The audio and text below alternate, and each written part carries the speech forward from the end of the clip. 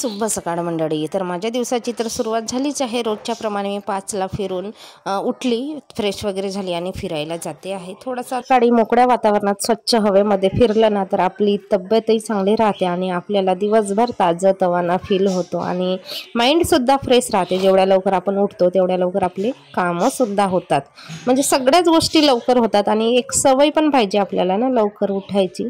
ती एक सवय लावून घेणे सुद्धा आपल्याला स्वतःसाठी गरजेचे असते.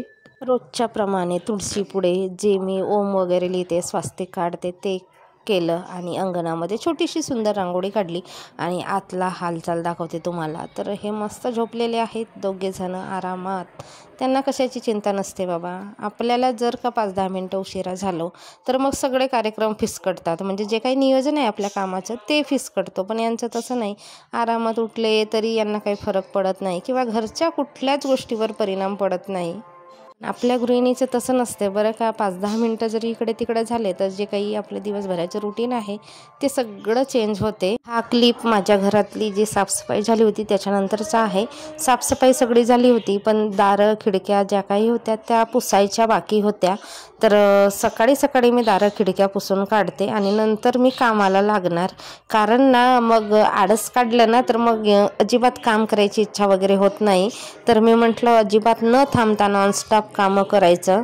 सासरे आले होते आणि त्यांनी कारले आणले होते, तर मी रात्रीच कारल्या चिरून ठेवल्या होत्या सकाळी भाजी करायची म्हणून. आणि हे आपले कारल्या टाकल्या तेलामध्ये थोडा वेळ फ्राय करते. बाकी मग टमाटर, तिखट, मीठ, मसाले हे सगळं टाकणार आहे. इकडे आहे भात. मत घुस चबाते चबाते हुए खा. ओके, 32 बार चबाना पड़ता है, कम से कम 32 बार नहीं तो 15 बार तो चबाना ही पड़ता है. अच्छे से एकदम बारीक करके खाना पड़ता है. रुद्रांश खातो आहे काजू बदाम आणि रुद्रांची तब्येत चांगली नाही आहे. तुला काय झालं बाबू? खोकला. रुद्रांश को हो गया है खासी, कफ, खोकला. कफ झालाय रुद्रांशच्या गळ्यामध्ये. त्याला कसं सर्दी वगैरे होत नाही, एकदम असे नाकाच्या बाहेर निघत नाही, एकदम गळ्यातच अडकून राहतो, कफ होऊन जातो मग.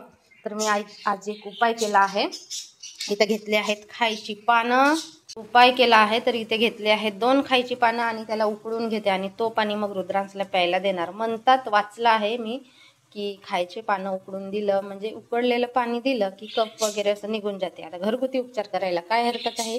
तर मी इथे जे पानं लावले ना झाडं त्याचीच पानं आहेत आणि निघतात. आता कधी कधी असं आपल्याला आवड लागली ना की आपण खाऊ पानं वगैरे, तर आपण 2 पानं तोडून खाऊ शकतो. एवढे तर पानं निघतात. आता रोज नाही पण एखाद्या दिवशी आपण खाऊ शकतो.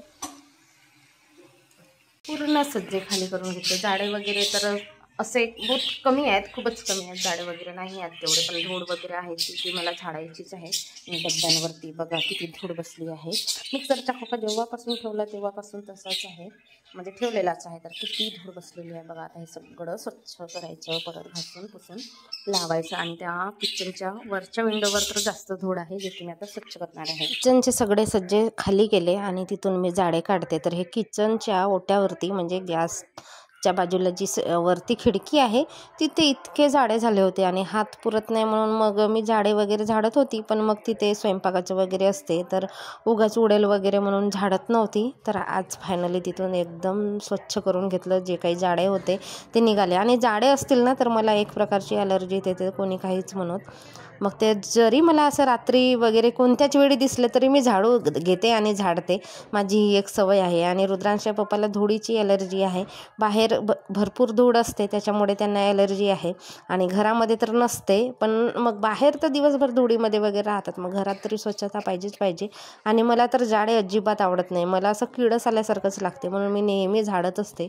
तर झाडे अजिबातच नव्हते आमच्या इथे, फक्त सज्जावरून मला धूळ वगैरे झाडायची होती तर तेच झाडून घेतलं. आणि सकाळी सकाळी रुद्रांश शाळेत जायच्या आधी म्हटलं जे काही डबे असतील तर मी ते देते. छोटे डबे घेऊ शकतो तो, मोठे डबे मग मी खुर्चीवरून उतरायचं, एक ठेवायचं खाली, परत चढायचं, परत काढायचं, परत ठेवायचं.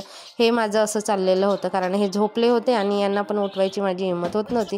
कारण यांचे कामंसुद्धा रात्री अपरात्री असतात. झोप पण महत्त्वाची आहे, एक तर रिस्की काम आहे. मग त्यांना त्रास न देता मी स्वतः करून घेतलं. रुद्रांशची थोडीफार मी मदत केली, थोडीफार काय भरपूर मदत केली त्यांनी.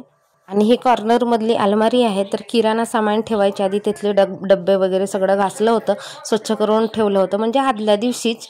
तर मग सज्जावरून सुद्धा आरामात झाडायचं होतं, जेणेकरून तिकडे उडणार पण नाही आणि धूळ बसणार पण नाही, असं थोडंसं केअर करून झाडायचं होतं. तर मी असं कॉर्नरमध्ये गोळा केला आणि मग काढलं. नंतर बारी आली मधातल्या रूमची, बेडरूमची, तर इथे सुद्धा सज्जावरूनच झाडणं महत्त्वाचं होतं. खाली तर मी नेहमी झाडतच असते, तर सज्जावर सुद्धा इथे बराच सामान होता, जो की रुद्रांशच्या पप्पा उठले होते, मग त्यांना मी दिलं, त्यांनी घेतलं.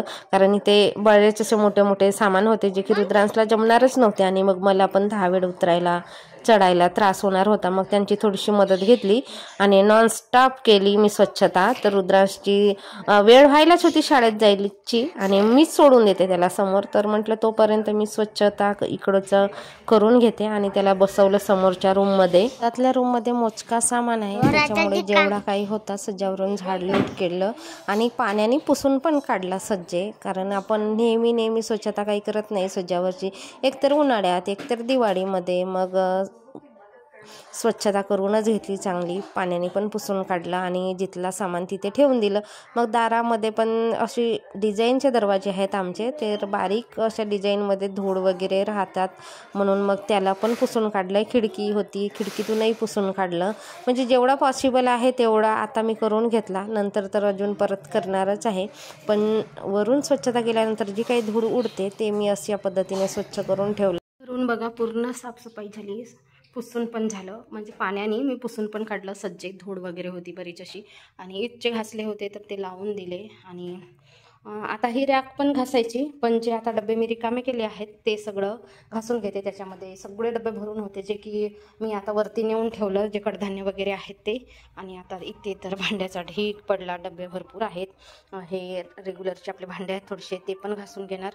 आणि ठेवायचं कसं, करायचं कुठं, अडचण आहे. तू आता करते हळूहळू आपलं दमादमानी. घासून सगळे पलटी मारून ठेवले इकडे भांडे. आता बाहेर तिकडे उन्हामध्ये घेऊन जाते, म्हणजे इथले इथे घासले आणि पलटी करून ठेवले, तरी सुकले सुद्धा. पण आता जरा उन्हामध्ये तिकडे बाहेर नेते, अंगणामध्ये ऊन आहे, कारण मला आता इथे कपडे वगैरे पण धुवायचे आहेत. त्याच्यामुळे भांडे घासायची साफसफाई करायची जेव्हा मूड असेल ना, तेव्हा हे सगळं करायला उत्साह येतो. नाही तर मग असं वाटते की खूप असं म्हणजे डोंगर वाटते कामाचा, अजिबात काम करायची इच्छा होत नाही. आणि जेव्हा एकदा का लागलं किंवा मूड असेल आपला स्वच्छ करायचा, भांडे स्वच्छ करायची, घर स्वच्छ करायचा, तर इतका उत्साह अंगामध्ये संचारतो, कुठून काय माहीत. सज्जावरचे भांडे घासून झाल्यानंतर उन्हामध्ये सुकत आहेत. उन्हामध्ये मागच्या साईडला थोडा वेळ सुकू दिले आणि मग समोर ऊन असते छान, तर तिथे चटई हातरली आणि त्याच्यावरती सुकवायला ठेवली. आणि आता गॅस ओटा स्वच्छ करून घेते आणि नंतर करायची आहे मला रॅक. कामं तर भरपूर असतात, पण नियोजन आपल्या हातामध्ये असते. थोडंफार असं नियोजन केलं ना तर पटपट आपली कामं होतात. कमी वेळेमध्ये किंवा जे काही आपल्याला त्रास होईल एकदमात जे काही कामं करतो त्यापासून आपल्याला थोडीशी मदतही होते, जेणेकरून की आपल्याला त्रास पण होत नाही. आणि आपल्या गृहिणीचं कसं आहे, आपली तब्येत बिघडली तर सगळ्या घराची तब्येत बिघडते आणि सगळं नियोजन फिसकटते, किंवा मग घरावर कसं दुर्लक्ष होऊन जातो आपली तब्येत बिघडली तर. म्हणून आपण आपल्या तब्येतीकडे सुद्धा लक्ष दिलं पाहिजे. सण त्योहारामध्ये कसं दुप्पट कामं होतात, तर ह्या कामामधूनही आपल्याला मग त्रास नाही झाला पाहिजे किंवा आनंद भेटला पाहिजे. अशा पद्धतीने नियोजन केलं तर कामंसुद्धा छान होतात.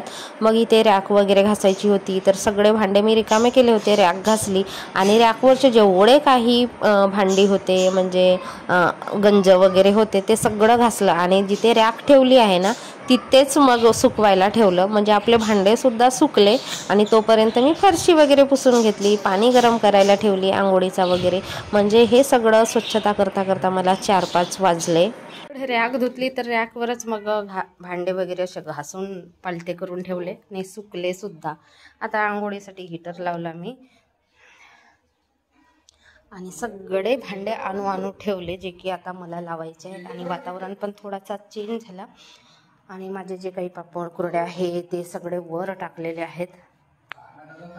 ही आहे बघा काश्याची ताट. आमच्याकडे काश्याची ताट लागते, मग पूजेसाठी असो किंवा नैवेद्य. आमच्या आदिवासी जातीमध्ये कुठल्याही सणाचा किंवा कुठलाही काही देवाचा कार्यक्रम वगैरे असेल आणि अशा वेळेस ज्यावेळेस नैवेद्य केला जातो ना त्यावेळेस काशाची ताट, काशाची वाटी आणि काशाचा तांब्या म्हणजे गडवा लागतो आमच्याकडे. तर माझ्या लग्नाचा तर एवढा मोठा आहे, भरपूर मोठा आहे. तो की मी आणला नाही, तो 1.25 किलोचा आहे काहीतरी. तर हा माझ्या लहान भावाच्या लग्नामध्ये त्याला असं प्रेझेंट दिला होता. म्हणजे आपले आई वगैरे पण देते ना, मुलांचे लग्न असतील तरी पण प्रेझेंट देतात, मग आपण दिलं तर ते आणतात आपल्या घरी. तर तशा पद्धतीने त्याला पण 3-4 असे भाणे पडले होते. तर मी हा छोटासा भाणा आणला होता जो की नैवेद्य वगैरे दाखवायला. पण मी याच्यामध्ये नैवेद्य काढतच नाही, फक्त आपल्या वाटीमध्ये वगैरे असं नैवेद्य देवाला दाखवते. म्हणजे हा ठेवलाच राहतो. तर धूळ वगैरे लागली आता दिवाळीची साफसफाई, तर मी याला पण मस्त असं घासून पुसून सुकवून ठेवून देते. तिन्ही रूम घासून पुसून सगळं फरशी वगैरे पुसून झाडून सगळं ओके आहे.